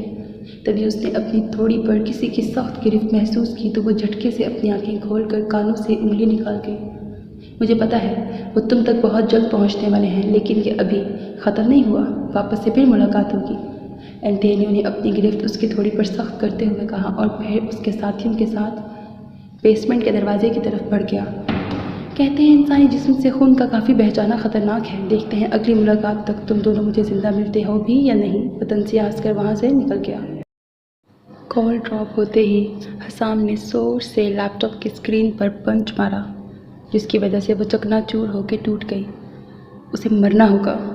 वो जो तब से अपने अंदर के तूफान को दबा रहा था, एकदम से पागल हुआ। एंटोनियो किस सरप्राइज़ की बात कर रहा था? वहाज ने परेशानी से कहा। हो सकता है वो हमें सिर्फ परेशान करना चाह रहा हो ताकि हम बौखला कर कुछ गलत कदम उठाएं जिसका फ़ायदा वो उठा सके। हाजिक ने सोचते हुए कहा, हीर आपकी बेटी है। हसाम, हासिक और यावर, तुम तीनों फॉरेस्ट हाउस जाओ। हीर जख्मी है। मैं नहीं चाहता मेरे आदमी उसे किसी प्राइवेट हॉस्पिटल में ले जाएं और पुलिस केस बने जो हीर को मज़ीद उलझनों में ले जाए। मैं चाहता हूँ वो पुरसकून लाइफ गुजारे, इसलिए तुम तीनों निकलो। बाहर गाड़ियाँ और सिक्योरिटी गार्ड्स खड़े हैं। उन्होंने वजदान के सवाल को नज़रअंदाज करके हसाम लोगों को देखते हुए हुक्मिया लहजे में कहा, तो वो दोनों ही अस्पात में से हिला के निकल गए। इसके बाद उन्होंने एक कॉल मिलाई। एंथोनियो इग्नेशियो, यहाँ से निकलना नहीं चाहिए। मुझे किसी भी सूरत में चाहिए, वो भी ज़िंदा। कुछ भी करो, बेशक शहर को कर्फ्यू लगाओ या मुल्क को, बस वो चाहिए। एक गलती की सज़ा भी अभी बाकी है जो मुझे उसे देनी है। वो कॉल रिसीव होते ही सर्द लहजे में कह के कॉल बंद कर गए। जब आपको पता था हीर कहाँ है, आप डायरेक्ट उसके पास क्यों नहीं गए? इमरजेंसी मीटिंग बुलवाई जाए अभी इसी वक्त। वो वहाज की बात को अनसुना करके वहाँ से निकल गए। कुछ तो तूफान अभी भी बाकी है जो आंखों से ओझल है। वजदान साहब से लब बुड़बुड़ाए। एंथोनियो के जाते ही हीर कुर्सी से उठकर हंटर की जानिब बढ़ी जिसके पेट से खून निकल रहा था। आई एम सो सॉरी हीर, मैं नहीं चाहता था तुम ये सब बर्दाश्त करो। मैं सिर्फ रॉयल्स से अपने बाबा के कत्ल का बदला लेना चाहता था। वो भी ऐसे ही किसी माफिया गैंग का पार्ट थे जिनको रॉयल्स ने मारा है, लेकिन मेरे बदले की आग ने देखो तुम्हें किस हाल तक पहुंचा दिया। आई होप तुम यहाँ से खैरियत से निकल जाओ। वो भी ये लहजे में बोला, फिक्र मत करो, हम इस जहन्नुमा जगह से दोनों एक साथ निकलेंगे, तुम्हें कुछ नहीं होगा। वो उसे देखते हुए बोली, साथ ही यहाँ वहाँ देखते हुए कोई कपड़ा ढूंढने की कोशिश करने लगी ताकि उसके पेट पर बांध सके, जबकि उसकी खुद की थाई से काफ़ी खून निकल रहा था। तभी 5 आदमी बेसमेंट में दाखिल हुए जिनके हाथों में बंदूकें थीं, जबकि उन्होंने काला लिबास पहना हुआ था। उनके हुलिये से हीर को पक्का यकीन हो गया ये रॉयल्स के आदमी हैं। हमें यहाँ से निकलना है। वो पांचों उनकी जानिब बढ़े तो उनमें से एक आदमी बोला, प्लीज़ इसकी मदद करें। आप वो पर्दा उतार कर लाकर इसके पेट पे बांधे, वरना जैसे ये खून बह रहा है इसकी मौत भी हो सकती है। हीर ने नम लहजे में कहा तो एक आदमी ने जल्दी से आगे बढ़कर पर्दा उतारा और उसका कुछ हिस्सा काट कर उसके पेट पे बांधने लगा। जबकि एक का फ़ोन बजा तो वो रिसीव करके साइड पे हो गया, जबकि एक ने थोड़ा पर्दा मज़ीद काट कर हीर की जानिब बढ़ाया और आंखों से उसकी टांग की जानिब इशारा किया जहाँ से खून निकल रहा था। जब हीर ने वो पकड़कर नहीं बांधा तो उस आदमी ने नीचे की जानिब झुककर खुद उसकी टांग पर बांधने लगा। चलो जल्दी करो, हमें निकलना है। हसाम और हाजिक सर रास्ते में हैं, हमें इन्हें लेके उन तक जाना है, फिर वो आगे उन्हें हॉस्पिटल ले जाएंगे। जो आदमी कॉल पर था उसने आके इन्फॉर्म किया तो 2 आदमियों ने हंटर को सहारा देकर उठाया, जबकि एक आदमी ने हीर को हल्का सा सहारा देना चाहा मगर वो उसका हाथ झटक गई। प्लीज़ मैम ट्रस्ट करें, आपको कोई नुकसान नहीं पहुंचेगा, वो अदब से बोला। जब हीर ने उसकी तरफ देखा तो वो एहतराम से अपनी निगाहें भी नीचे झुका गया तो हीर ने उसे अपना बाजू पकड़ने की इजाज़त दे दी क्योंकि वो बगैर किसी सहारे के नहीं चल सकती थी। तो फिर वो 5 आदमी बाहर की जानिब बढ़ गए। या अल्लाह, इतने अच्छे और सुलझे हुए लोग इस माफिया की भयानक दुनिया में क्या कर रहे हैं? प्लीज़ इन्हें हदायत दें, प्लीज़। वह खुद से बुड़बुड़ा कर गाड़ी में बैठ गई। 2 आदमी एक गाड़ी में थे जबकि 3 दूसरी गाड़ी में। क्या तुम स्पीड तेज़ करोगे? हम जिस स्पीड से जा रहे हैं 1 सदी मज़ीद लग जाएगी, हसाम ने झुंझलाते हुए हाजिक को कहा जो ड्राइविंग संभाले हुए था, जबकि उनके पीछे यावर की गाड़ी और उसके पीछे सिक्योरिटी की गाड़ी थी। हर नज़र नहीं नज़र नहीं आ रहा हर जगह नाकाबंदी है? लगता है तुम्हारे होने वाले ससुर ने करवाई है। ऐसा लग रहा है जैसे कर्फ्यू लग गया है, वो ज़िद होते हुए बोला। लेकिन अभी तो हम लोग निकले हैं, इतनी जल्दी कैसे हो सकता है ये सब? क्यों याद दिलाना पड़ेगा अब तुम्हें भी? तुम्हारा ससुर जहाँ ज़ेब रॉयल है, दी रॉयल, जो कुछ 20 सेकंड्स में करवा सकता है। वो लब चबाते हुए बोला तो हसाम गुस्से से अपनी आंखें बंद कर गया, क्योंकि उसका बस नहीं चल रहा था वो हीर के पास किसी भी तरह पहुंच जाए। मुझे समझ नहीं आ रहा था कि उसकी ज़िंदगी के इतने ख़तरनाक मोड़ कैसे ले लिया। अभी तो वो हीर के साथ खुश था, फाइनली सब ठीक जा रहा था, फिर ये सब। हेलो कज़न, मुझे तुम्हें कुछ बताना था। खबर अच्छी नहीं है लेकिन बताना ज़रूरी है। इशाल और शाजिम दोनों ही यहाँ के हालात जानकर कंट्रोल से बाहर हो गए, इसलिए वो दोनों ही प्राइवेट जेट से आज इटली पहुँचने वाले थे। क्या मतलब पहुँचने वाले थे? वो गुस्से से दहाड़ा। उनके जेट में बॉम्ब है जो कि पायलट के इमरजेंसी रब्ता करने से मालूम हुआ है। वो लोग उसे डिफ्यूज़ करने की कोशिश कर रहे हैं लेकिन अभी तक नाकामी हो रही है। माँ के बताने पर हाजिक के हाथों से गाड़ी आउट ऑफ कंट्रोल हुई, जबकि उसका दिल तेज़ी से धड़कने लगा। हाजिक, क्या कर रहे हो? होश में हो? हसाम ने जल्दी से स्टीयरिंग पे हाथ रखकर गाड़ी साइड पर करते हुए उस पर चीखा। अगर वो फौरी न देखता तो उनकी गाड़ी सामने से आती कार से टकरा जाती। दोबारा से रब्ता करो, ये न्यूज़ झूठ भी हो सकती है, वो लरसती आवाज़ में बोला। ये सच है। वो ऐसे लापरवाह बनी कैसे वापस आ सकती है? वो कुछ भी करने से पहले सोचती नहीं है। कैंप से भी भाग गई थी और अब वहाँ से भी। इस लड़की को अपनी जान मुश्किल में डालकर मुझे तड़पाने का मज़ा आता है। वो स्टीयरिंग पर ज़ोर से मुक्का मारकर गाड़ी से बाहर निकल गया। हाजिक, क्या हुआ है? कुछ बोलोगे प्लीज़? हसाम ने जब उसे यूं दीवाना बार अपने बाल खींचते देखा तो वो जल्दी से उसके पास आके पूछने लगा। यार वो ऐसे ही करती है, पता नहीं क्यों करती है, सबके साथ आ जाती है। हाँ देखो, अब जेट में बॉम्ब है। वो उसके गले लगकर गुस्से और तकलीफ़ के मिले जुले तासुरात में बोला, साथ ही उसकी आंखें नम होने लगी। तभी यावर और बाकी गार्ड्स भी गाड़ियों से निकलकर उन तक आ गए। जेट में बॉम्ब का इशाल से क्या लेना देना है? हसाम ने नासमझी से पूछा, क्योंकि वो समझ गया था वो इतनी तकलीफ़ से किस लड़की का जिक्र कर रहा है। इशाल और शाजिम आज यहाँ प्राइवेट जेट से आने वाले थे, उसमें बॉम्ब है। उसकी अजियत से कहे जाने वाले अल्फाज पर हसाम की धड़कन कुछ लम्हों के लिए थमी। मतलब एंथोनियो ने जिस सरप्राइज़ की बात की थी वो यही था। यावर जो उन तक पहुँचे थे, उनकी आखिरी बात सुनकर उन्हें सिचुएशन की नाजुकी का अंदाज़ा हो गया था। सब ठीक हो जाएगा, उनके साथ हमारी सिक्योरिटी टीम होगी जो कि बेस्ट है, वो बॉम्ब डिफ्यूज़ कर लेंगे। हसाम ने उसे हौसला दिया। तभी 2 गाड़ियाँ उनके करीब आकर रुकी जिनमें हीर और हंटर थे। हसाम फौरी उस गाड़ी तक पहुंचना चाह रहा था, लेकिन भाई की तकलीफ भी उसके दिल पर नेज़े की तरह लग रही थी। तुम जाओ, मुझे कुछ कॉल्स करनी है। हाजिक उसे गाड़ी की जानिब धकेल कर खुद अपना सेल पकड़कर कॉल मिलाने लगा। हसाम फुर्ती से गाड़ी का दरवाज़ा खोलकर उसमें दाखिल होकर हीर को अपने सीने से लगा गया। उसे यकीन ही नहीं हो रहा था वो सचमुच यहाँ है। वो उसके गिर्द अपना हसार बांध कर फूट फूट कर रोती। प्लीज़ रो मत, जिसने तुम्हारा ये हाल किया है उसकी ज़िंदगी का हर दिन मुश्किल कर दूंगा, यह हसाम वश्तान का वादा है। उसने उसके चेहरे की जानिब देखते हुए दर्द भरी आवाज़ में कहा, जहाँ थप्पड़ के निशान थे जबकि होंठ फटा हुआ था। सर प्लीज़ हंटर को चेक करिए, इसे गोली लगी हुई है। हीर ने जब यावर को खुद की तरफ बढ़ते देखा तो उसने आगे वाली गाड़ी की जानिब इशारा किया। क्यों? वो क्यों उसे देखें जिसकी वजह से तुम इस हाल तक पहुँची हो? हसाम ने सर्द लहजे में कहा। प्लीज़ हसाम, ये वक्त इंसानियत दिखाने का है। उसने मेरा वहाँ बहुत साथ दिया है, प्लीज़। उसे गोली भी मेरी वजह से लगी है। अगर वो मेरे कहने पर तुमसे रब्ता ना करता तो इस सिचुएशन तक ना पहुँचता। उसके कहने पर यावर आगे वाली गाड़ी की जानिब बढ़ गया, जहाँ हंटर बेहोश हो चुका था, जबकि उसकी सांसें मध्यम चल रही थीं। हमें जल्द से जल्द हॉस्पिटल पहुँचना होगा क्योंकि उसे ऑपरेशन की ज़रूरत है, क्योंकि गोली काफ़ी देर से उसके अंदर है।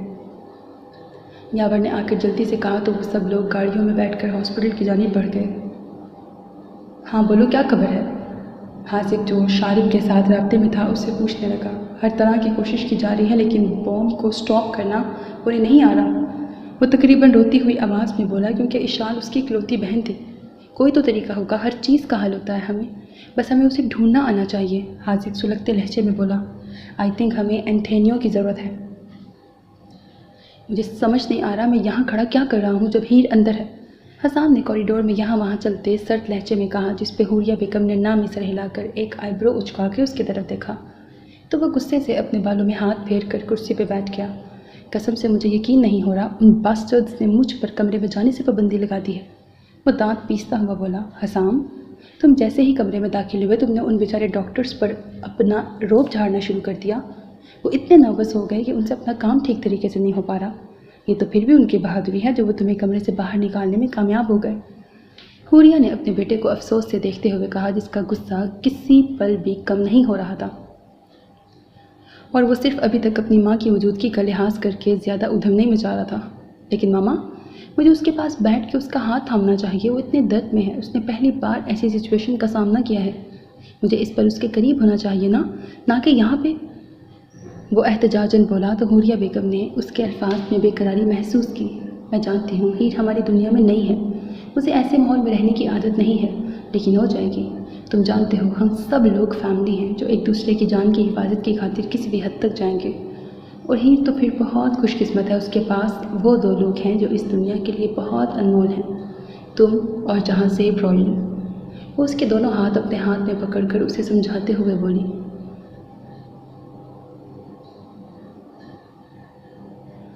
मैं जानता था हीर बड़े पापा की बेटी है, लेकिन उस वक्त सिर्फ शक था, मगर मुझे ये समझ नहीं आता उन्होंने उसे ऐसे सबसे अलग क्यों रखा। वो परेशानी से वो सवाल पूछने लगा जो उसके जहन में काफ़ी देर से उठ रहा था। इसका जवाब तो वही दे सकते हैं, लेकिन उन्होंने कहा था हीर की हिफाजत की खातिर। वो सोचते हुए बोली, मुझे नहीं पता उनकी क्या वजूहात थी, लेकिन अब जो कुछ हो रहा है मुझे लगता है उनका फ़ैसला ठीक था। हीर उस दुनिया के लिए नहीं बनी, उसे इतनी प्रैक्टिस करवाई मगर उससे नहीं हो पाया। वो ज़रूरत से ज़्यादा मासूम है। मेरे ख्याल में उसे वापस अपनी नॉर्मल लाइफ में चले जाना चाहिए जो उसके लिए बेस्ट है। वो एक एक लफ्ज़ पर जोर देते हुए बोला, एक बात याद रखना, ये फ़ैसला करने का हक़ तुम्हारा नहीं है। वो नॉर्मल लाइफ से मुराद अपनी बेटी की सोच को परख गई थी, इसीलिए उसे वार्न करते हुए बोली, क्योंकि ये फ़ैसला करने का हक़ हीर का था और किसी का नहीं। इससे पहले हसाम कुछ कहता आयमा की रोती हुई आवाज़ उसके समातों से टकराई जो उनकी जानिब भी आ रही थी। तो हुरिया बेगम भी जल्दी से उठकर उनकी जानिब बढ़ गईं, जिनका रो रो कर कोई हाल नहीं था। उन्होंने उनके करीब जाकर उन्हें अपने सीने से लगा लिया।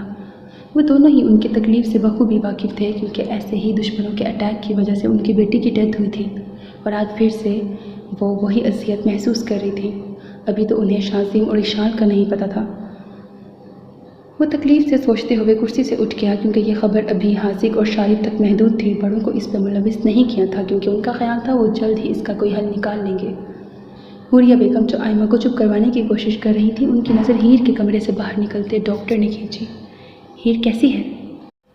आयमा ने जल्दी से डॉक्टर से पूछा। तो हसाम भी डॉक्टर के करीब जाकर खड़ा होकर जवाब का इंतज़ार करने लगा। मिस पौलाद अब खतरे से बाहर हैं। उनका बहुत सारा खून ज़ाया हो चुका था, जिसकी वजह से हमें ऑपरेशन के दरमियान काफ़ी मुश्किलात का सामना करना पड़ा। उनकी थाई का ज़ख्म काफ़ी गहरा है, यही वजह है उनके खून के ज़्यादा बह जाने की। इसके अलावा उनकी 2 रिब्स टूट गई हैं, लेकिन शुक्र है उन्हें सर पर किसी किस्म की चोट नहीं आई। लेकिन आप लोग घबराएं मत, उनकी हालत पहले से अब काफ़ी बेहतर है। उन्हें मुकम्मल आराम की ज़रूरत है, जल्दी ठीक हो जाएंगी। क्या वो उठ गई है? डॉक्टर के मुख्तसरन बताने पर हुरिया ने सवाल किया। आई एम सॉरी मैम, लेकिन अभी नहीं। जैसे कि मैंने आपको बताया है, उनके वजूद से काफ़ी खून बह चुका है, इसीलिए वो काफ़ी कमज़ोर हैं। उन्हें रेस्ट करने दें, जैसे ही उनमें थोड़ी ताकत आएगी वो होश में आ जाएंगी। डॉक्टर के अल्फाज पर हसाम को लगा जैसे किसी ने बर्फ़ की भरी बाल्टी उसके वजूद में फेंक कर उसे 8 साल पीछे धकेल दिया हो, जहाँ वो ऐसे ही अपनी माँ के मामले में लाचारी और बेबसी महसूस कर रहा था। हसाम, हसाम। हुरिया बेगम के मुसलसल पुकारने पर उसके वजूद में कोई हलचल नहीं हुई, तो उन्होंने उसे अपने बाजुओं से पकड़कर मुकम्मल झंझोड़ दिया, जो खाली नज़रों से होश में आके उन्हें देखने लगा। मामा, डॉक्टर ने कहा हीर अब भी मुकम्मल ठीक नहीं है और हमें उसके जागने का इंतज़ार करना है। लेकिन मामा, अगर वो कोमे में चली गई तो? वो टूटे फूटे अल्फाज में कहने लगा। हसाम, हीर उठ जाएगी, उसके ज़ख्म मुझसे बहुत मुख्तलिफ हैं। रिलैक्स बेटा, वो उसे गले से लगाते हुए बोलने लगी। प्रॉमिस मामा? उसने भीगी लहजे में पूछा। प्रॉमिस। चलो अब अंदर चलें, हीर तुम्हारी मौजूदगी महसूस कर लेगी, तुम उससे कुछ बातें कर लो। वो उसका हाथ पकड़कर आयमा बेगम की संगत रूम का दरवाज़ा खोल कर अंदर दाखिल हो गई। उसके कदम उसके बिस्तर की जानिब बढ़ने से इनकारी हो गए, लेकिन फिर भी वो हिम्मत करके उसके पास जाके खड़ा हो गया। जिसका चेहरा पीला जर्द हो रहा था, उसने नीचे की जानिब झुककर उसके चेहरे को अपने हाथ की पुश्त से सहलाया। कोई किसी मासूम पर इतना टॉर्चर कैसे कर सकता है? ये ख्याल जहन में आते ही उसके अंदर का बीस्ट बाहर निकलने के लिए बेताब होने लगा, जिसे वो आंखें बंद करके बहलाने लगा। वो नीचे की जानिब झुका और बगैर किसी की मौजूदगी की परवाह किए हीर की पेशानी को चूम कर एक नए मकसद से कमरे से बाहर निकलने के लिए आगे बढ़ गया। तुम कहाँ जा रहे हो? हुरिया ने फिक्रमंदी से पूछा, क्योंकि उन्होंने हसाम की निगाहों में एक अजीब सी वहशत देखी थी जो बता रही थी वो कुछ तो भयानक करने वाला है। मैं वहाँ जा रहा हूँ जहाँ मुझे होना चाहिए। हीर को होश आए तो मुझे इन्फॉर्म कर दीजिएगा। वो सपाकी से कह के वहाँ से चला गया। वो एंथोनियो के पास गया है।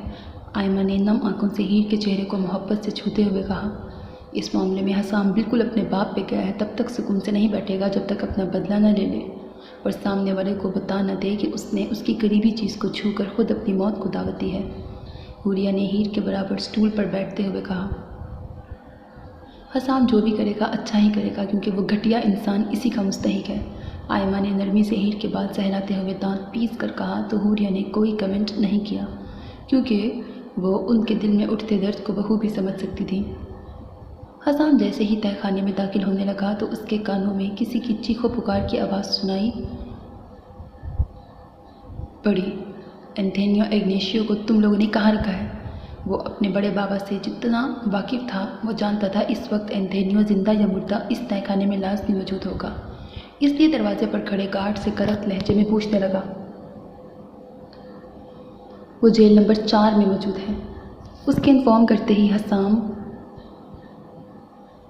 आगे की जानिब बढ़ गया। वो जैसे ही कोठरी नंबर 4 के सामने पहुंचा, वहां खड़े गार्ड्स ने बगैर कुछ कहे उसके लिए दरवाज़ा खोल दिया। हसाम ने अंदर दाखिल होकर चारों अतराफ में देखा, जहां लालटेन की धीमी रोशनी थी और एंथोनियो का वजूद बगैर किसी सहारे के छत के साथ मजबूती से बंधा हुआ था। Hello man. जोहान जो अंधेरे में कॉर्नर में खड़ा था वो उसके सामने आते हुए बोला, तुम यहाँ क्या कर रहे हो? हसाम ने एंथोनियो को अपनी निगाहों में रखते हुए पूछा, जिसकी हालत काफ़ी ख़राब लग रही थी। हाँ तो तुम्हें क्या लगा तुम अकेले से सबक सिखाओगे? इसने ब्लैक के लोगों के साथ पंगा लिया है, इसीलिए कुछ खिदमत करना तो हमारा भी हक बनता है। शाजिम फ़िलहाल जट में फंसा पड़ा है, वो जैसे ही यहाँ आएगा मुझे यकीन है थोड़ा हिस्सा तो वो भी मांगेगा। इसलिए प्लीज़ मारना इसे ज़रूर, मगर आखिरी लम्हे में इसे मरने न देना। जोहान इतने सुकून से कहने लगा, एक पल के लिए तो हसाम को भी शौक लगा, क्योंकि वो शाजिम के बारे में ऐसे बात कर रहा था जैसे वो जेट में बॉम्ब बिना फंसा हो बल्कि नॉर्मल तरीके से यहाँ आ रहा हो। लेकिन वह जल्द ही खुद को कंपोज कर गया, क्योंकि उसकी फैमिली ऐसे ही सरफिरी पागल थी। तो तुमने उसे इस हालत तक पहुँचाया है? हसाम ने तफ्तीश की। ऑफकोर्स, जब से पता चला था हीर को उसने किडनैप किया है और ऊपर से शाजिम के जेट में बॉम्ब फिक्स करवाया है, मैं गुस्से से पागल हो रहा था। इसीलिए सोचा थोड़ा सा कहीं निकाला जाए और इसके लिए ये मुझे सबसे बेस्ट ऑप्शन लगा। वो कंधे उचकाते हुए बोला। तो उसके अल्फाज पर हसाम के चेहरे पर हल्की सी मुस्कुराहट बिखरी। अभी ये थोड़ा सा निकला है जहाँ इसकी ये हालत कर दी गई है कि वो मुकम्मल बेहोश है। अगर सारे का सारा निकला तो एंथोनियो का अल्लाह ही हाफिज़ है। हीर कैसी है? जोहान के लहजे में एकदम से सफाकियत से नरमी उतरी। डॉक्टर ने कहा है वो खतरे से बाहर है, लेकिन अभी वो होश में नहीं आई। हसाम ने जोहान को जवाब देकर बगैर पलके झपके ठंडे पानी का मग पकड़कर ज़ोर से एंथोनियो के मुंह पे दे मारा। अब ज़रा मेरी बारी है अपने अंदर के थोड़े गुस्से को निकालने की। वो जहरीली मुस्कुराहट अपने चेहरे पर सजाते हुए बोला, क्योंकि वो जानता था अगर उसने मुकम्मल गुस्सा निकाला तो सामने हवा में लटका वजूद यहीं दम तोड़ देगा। लेकिन वो इतनी आसान मौत उसे देना नहीं चाहता था, धीरे धीरे तड़पा तड़पा के मारना चाहता था। एंथोनियो को अपनी आंखें खोलने में दिक्कत होने लगी, मगर फिर भी वो आहिस्ता आहिस्ता खोलने लगा। जैसे ही उसकी आंखों ने रोशनी में हसाम के चेहरे पर फोकस किया तो उसकी आंखों में गुस्सा, जबकि लबों पर शैतानी मुस्कुराहट और आई। ओह कैसे हो मेरे प्यारे पुराने दोस्त? एंथोनियो अपने मुंह से निकलते खून को ज़मीन पर थूक कर पूछने लगा। ओह, जिसकी मंगेतर इस वक्त हॉस्पिटल के बिस्तर पर पड़ी हो वो भला कैसा हो सकता है? वो खुद ही तंजिया जवाब भी देने लगा, जिस पर हसाम ने बगैर हिचकिचाए जोर से एक पंच उसके पेट पर दे मारा। दर्द की शिद्दत के बाइस कुछ पल एंथोनियो को सांस लेने में दिक्कत हुई। जब तक उसकी सांस नॉर्मल हुई तब तक हसाम आगे बढ़कर उसके बाल अपनी मुट्ठी में दबोच गया। मेरी तुमसे नसीहत है, इस वक्त मेरे सब्र को मत आजमाओ, क्योंकि यकीन करो इस वक्त वो मुझ में है ही नहीं। अब चुपचाप मुझे कुछ सवालों के जवाब दो। अगर जवाब गलत हुआ तो मैं तुम्हारे वजूद को काटना शुरू कर दूंगा, आई प्रॉमिस। वो उसके बालों में अपनी पकड़ काफ़ी सख्त करके गुर्राते हुए बोला, जिस पर एंथोनियो के वजूद में खौफ की लहर दौड़ी, मगर वो उसने वाज़ेह नहीं करवाई और खाली निगाहों से हसाम को देखने लगा। चलो पहले सवाल की जानिब बढ़ते हैं। हीर कितनी दफ़ा तुम्हारे सामने गिड़गिड़ाई कि उसे हर्ट मत करो? हसाम ने रूम के कोने से बेसबॉल बैट पकड़ते हुए पूछा। मुझे याद नहीं, शायद एक बार, क्योंकि एक बात मानना पड़ेगी, वो बहुत मजबूत है। हत्ता कि मुझे हैरत, अभी वो अपने अल्फाज मुकम्मल भी नहीं कर पाया था कि हसाम ने बल्ला उसके दाएं बाजू पर मारा, जिसकी वजह से उसकी हड्डियों के टूटने के बाइस उसकी चीखें कमरे में गूंजने लगी। इडियट इंसान, धोखा देना क्या तुम्हारी फितरत में है? जब मैंने सच जवाब दिया तो मुझे क्यों मारा है? एंथोनियो ने दर्द से कराहते हुए गुस्से से कहा। धोखा? इस लफ्ज़ से रिश्ता तुम्हारा है, मेरा नहीं। और किसने कहा मुझे तुम्हारी हड्डियां तोड़ने के लिए किसी वजह की ज़रूरत है? वो उसकी टांग पर बैट मारते हुए बोला। तुम रॉयल्स धोखेबाज हो। तुम लोगों ने अंडरवर्ल्ड को धोखा दिया, चीट किया है तुम लोगों ने। बेशक फिर वो लंदन हो, ब्राज़ील, पाकिस्तान, न्यूयॉर्क या फिर इटली और इसके अलावा भी न जाने कितने ममालिक।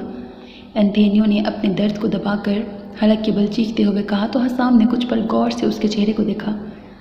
ना मेरी जान, हम रॉयल्स धोखा नहीं दे सकते, उसने कहते हुए उसके दूसरे बाजू पर बैट मारा, क्योंकि हमें तो अंडरवर्ल्ड के लोगों से इश्क है। ये कहने के साथ ही उसने उसकी बाईं टांग पर बैट मारा। यकीन करो, बेपनाह इश्क। सो मेरे अजीज़ listeners, this was the end of this episode. Hope that you like it. अपना बहुत ख्याल रखिएगा नेक तमन्नाओं के साथ। अल्लाह हाफिज़। And don't forget to subscribe to my channel, because that's how you can encourage me, and that's the only kind of support and encouragement which I want from all of you. Allah Hafiz.